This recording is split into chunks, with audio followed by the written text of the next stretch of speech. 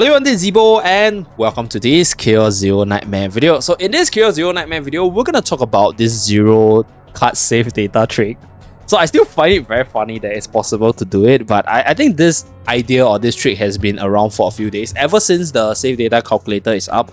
So for this trick over here, with regards to the save data trick, I will talk about the easier way, which is what I'm doing for myself, and then we'll talk about like some of the more advanced ways in case you have the potential unlocked. So first of all, I'm doing it, or I did it on my cases with this potential still locked. So we don't have this, because with this, what will happen is you will start the chaos run with 5 cards, right? So there's a fate event that allows you to remove 2 cards at the start of battle. So after you remove that 2, and then you still have 3 cards, and then with that 3 cards, there's a high chance you will proc other epiphanies along the way and then like screw up the 0 card in the deck itself. So that's with regards to this combatant epiphany.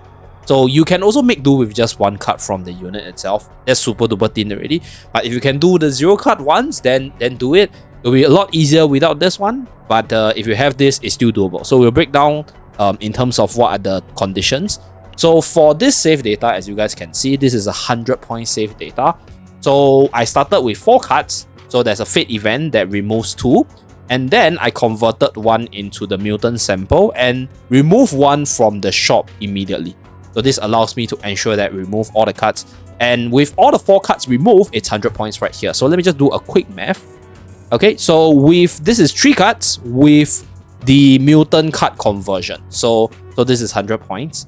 Now, let's say if you have the potential right here, what are the conditions you will need? Okay, so right here, we're going to run through the procedures as well as pointers to take note for the Lab0 save data manipulation. So if you have the Epiphany node upgraded, it will make the challenge a lot tougher, or the thinning a lot tougher, because you need save data value 14. So save data value 14 with Nightmare mode is 15. This will give you 170 points. So 170 points will allow you to remove up to 4 cards. So you can convert 1 card to mutant sample and then remove the other 4. So this will be a lot more challenging because during the runs itself, there's a pretty high chance you will proc an Epiphany within the first few battles. So you might have to reset it a few times. So that's why, like I mentioned earlier, it's just a lot easier to do it on units without the node unlocked. So that's with regards to the save data value. If you don't have the Epiphany node unlocked, then you can choose any save data value from tier 9 all the way to tier 14. Because if you are doing the mutant sample method, then you only need 100 points, like what I did. So my deck is 100 points, so 9 to 14 is more than sufficient to hold the whole deck. Unless what you want to do is you want to empty your deck and then load your deck with the forbidden cards, then you might need to upgrade this to tier 11 or I think tier 10 is enough. Let me just do a brief check. So tier 10 will give you 110 points. So yeah, tier 10 is more than sufficient. So if you want to remove all your cards and then try to go to the forbidden tile and get a forbidden card for this unit, you can do this as well. Tier 10 and above, more than sufficient.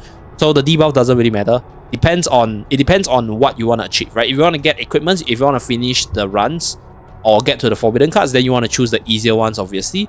But the more important one will be the rare fate occurrence, because you want this increased by 50%, so you can encounter the removed 2 cards at the start more frequently. So that way, this will make your resets to encounter the rare fate more efficient. And then, because other than the rare fate occurrence, you'll also need to encounter the shops very early, the shops that allows you to remove a card, or you need to encounter self-enroachment for the card removal, or you want to encounter the remnants of failure. So the 3 conditions that will allow you to get 0 cards, right, will be your save data value, getting the 2 card removal for the rare fate event, and then getting the remnants of failure, so you can get the mutant sample onto 1 card and then remove as fast as possible for the last card. So you can do it with this event, or you can do it with the shop. So the idea is just skip all the battles if you can, and then just jump to all the event tiles. Pretty straightforward. So that's with regards to how to get there. Okay, so do take note of the numbers, and then you will be able to get your 0 card deck. So next, let's showcase the 0 card deck and discuss why you want to do it. So first of all, why do you want to do it?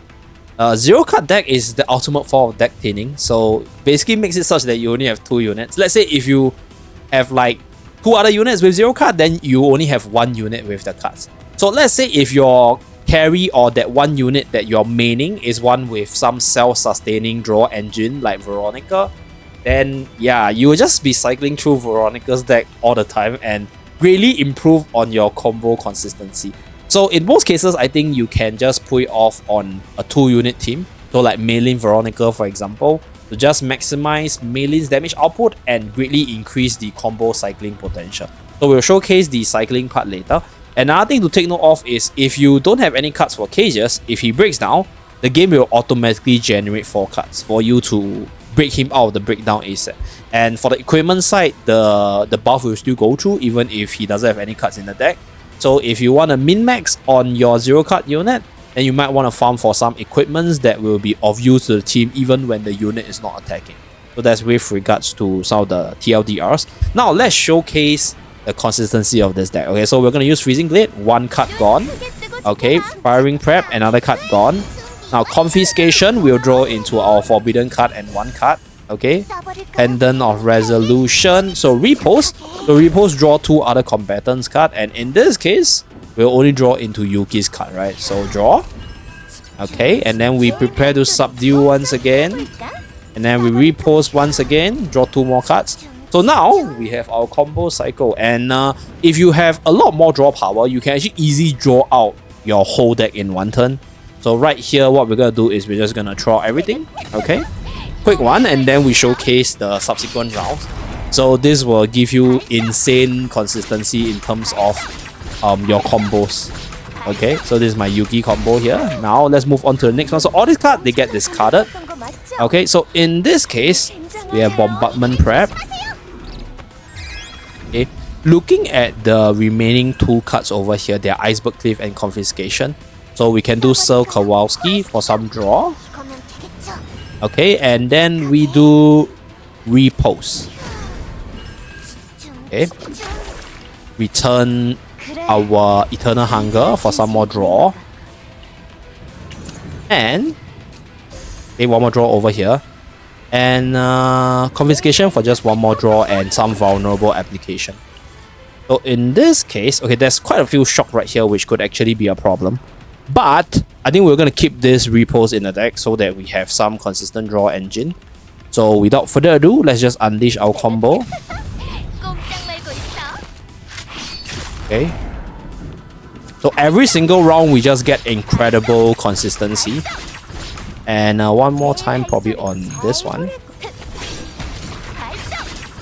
Okay, and then rapid. Oh, we have Giant Ballista, but I think we're just gonna rapid fire. Okay. So we just keep on seeing the same card, and then we go into the same cycle. So 1 more thing to take note for the last one. Okay, we draw this. Okay, Repost to draw into the units card. Confiscation or even more draw. So we have a whole bunch of shock. This fight probably isn't the best for the showcase, but it is what it is. Let's go with Iceberg Cliff. Okay. And then 1 more. Okay, and then we're gonna end the turn because we have Giant Ballista for the clear. So that's with regards to the 0 card showcase. So Cassius did a lot of things by not having anything in the deck. That's it for this video. Let me know what you feel about this 0 card deck building strategy. And hopefully you guys have fun doing this for your own account. I'll see you guys again in my next video. Bye guys!